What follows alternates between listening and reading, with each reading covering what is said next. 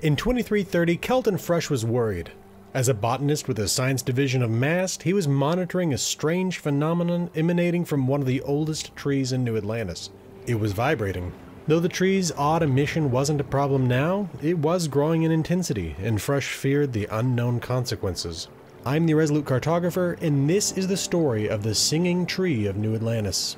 When, in the mid-2100s, humanity discovered that the atmosphere was beginning to blow off Earth, it became clear that our future was on other worlds orbiting distant stars. The first jump between stars in 2156 brought humans to the Alpha Centauri system for the first time. That same year, Jemison, the third planet in the system, became home to the city of New Atlantis. 3 years later, the United Colonies was created to organize the exodus from Earth, and in 2161, it made New Atlantis its capital. Though Jemison has an Earth-like environment, all the life on the planet was alien to its new inhabitants. The governing body of the United Colonies, the Military Administration and Science Triumvirate, or MAST, took an active role in investigating the planet's ecosystem, but now humanity had hundreds of life-bearing worlds to explore, and only so many scientists.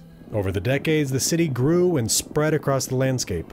By 2330, New Atlantis had grown into a well-developed city with high-rising towers, mass transit, and manicured gardens. Though it had been 174 years since its founding and had served as the capital of the UC for 169 of those years, there were still plenty of unknowns in the local ecosystem, and Kelton Frush was investigating just one such unknown. His presence at the base of a massive ancient tree had drawn the attention of passers-by, leading to rumors spreading through New Atlantis. It wasn't long after the captain of the Frontier arrived in New Atlantis for the first time that they heard of these rumors and decided to check out the situation for themselves.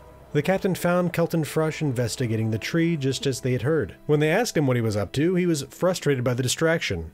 Despite this, he took the time to inform the captain about his study of the tree and asked them for assistance if they could spare some time. Specifically, he needed additional data from sensors spread across the MAST district. Given his general dislike for people, Frush was pleasantly surprised when the captain agreed to help collect the data sensors. He thanked the captain for their offered assistance and went back to observing the tree. The captain left Kelton Frush behind and bounded across the MAST district, gathering the probes as fast as their legs and boost pack would carry them. After collecting the first 3 probes, the captain found a child by the name of Jordan and Charlie who was himself looking for probes. Completely unaware of what he was attempting to get his hands on, Jordan referred to the probes as eggs. A brief conversation made it clear that he had previously collected one of these eggs and sold it to Wen Sang, the woman who ran the public-facing side of UC Distribution in New Atlantis. She had even told Jordan that if he found more of them, she would buy them. The captain headed for UC Distribution. They had patronized the shop many times in the past, usually to purchase some resource or another of which they were short. When they spoke with Wen Sang, she revealed that she still had the probe Jordan and Charlie had sold her. She typically bought whatever he brought her way as a way of helping him out.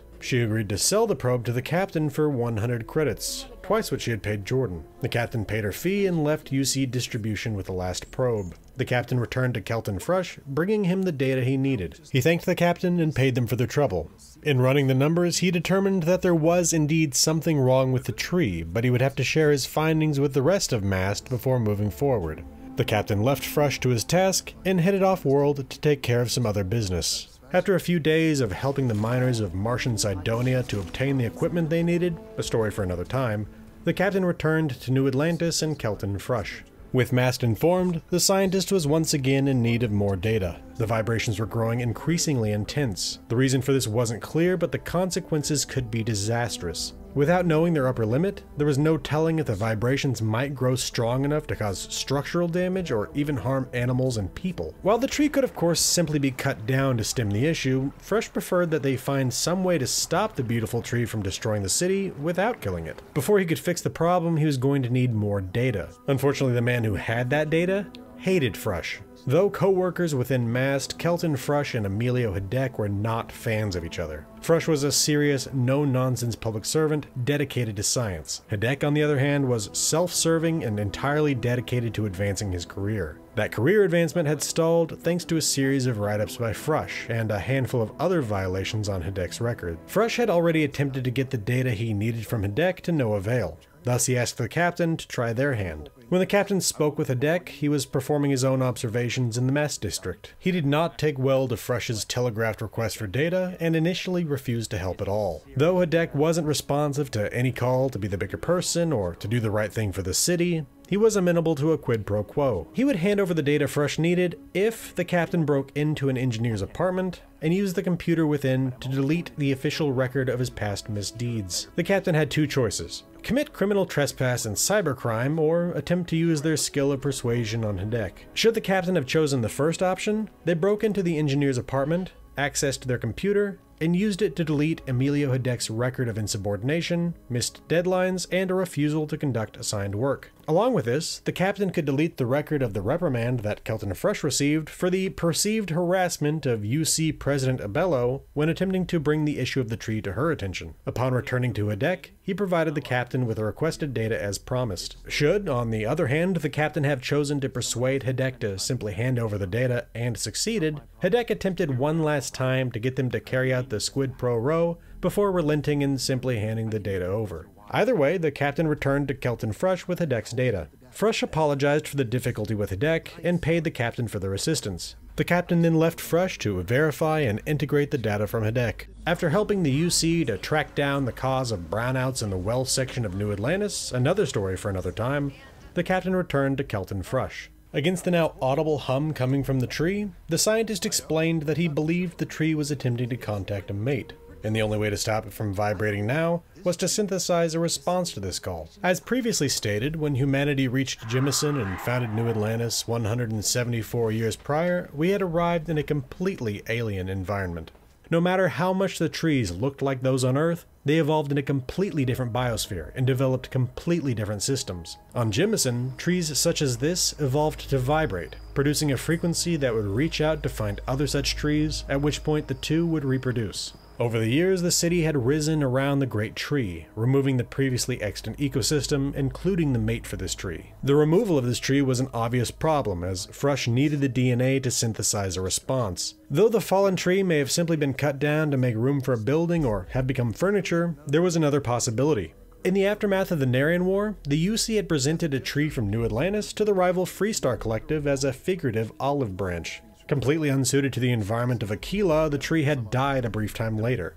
But it was said that a branch from this tree had been preserved within a museum in Aquila City. Kelton Frush requested the captain travel to the capital of the FC and return with this branch. The captain agreed and was soon walking the dusty streets of Aquila City. Founded by Solomon Coe, one of the first dissidents to break off from the United Colonies following the Centaurus Proclamation of 2161, Aquila City retained the appearance and character of a town on the frontier. The captain walked into the museum and found the curator, Leah Chrysler, sitting behind the counter.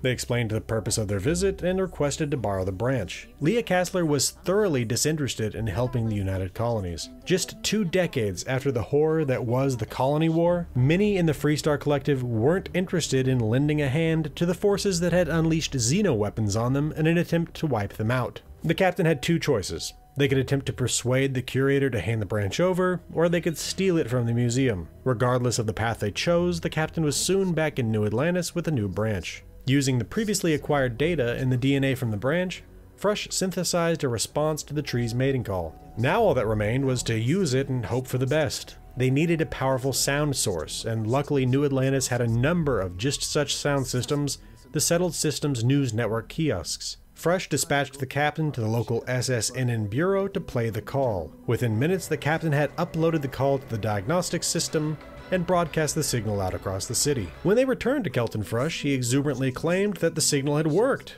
Though the humming was still audible, it was decreasing in intensity. The scientists thanked the captain and paid them one last time for their assistance. For the moment, the singing tree of New Atlantis has been silenced, but who knows what other natural phenomenon remain to be uncovered both in New Atlantis and across the settled systems. That just about does it for the narrative, but I have a few notes before closing things out. First, the title for the first quest, A Tree Grows in New Atlantis, is an homage to the name of Betty Smith's 1943 novel, A Tree Grows in Brooklyn. The plot of the book follows the story of the Nolan family as they struggle to live in poverty in early 20th century Brooklyn. Nearby to one of the tenements the family lives in grows a tree of heaven. a fast-growing but relatively short-lived tree that can revivify itself through a process called suckering. The tree's ability to thrive in difficult environments makes it a symbol of tenacity and rising above difficult conditions. Though the tree growing in New Atlantis is far longer lived than a tree of heaven, the city that surrounds it is a great symbol of tenacity, marking the first of humanity's major extrasolar colonies. Second, in the process of making this video, I began to wonder if trees really do vibrate, as this tree does.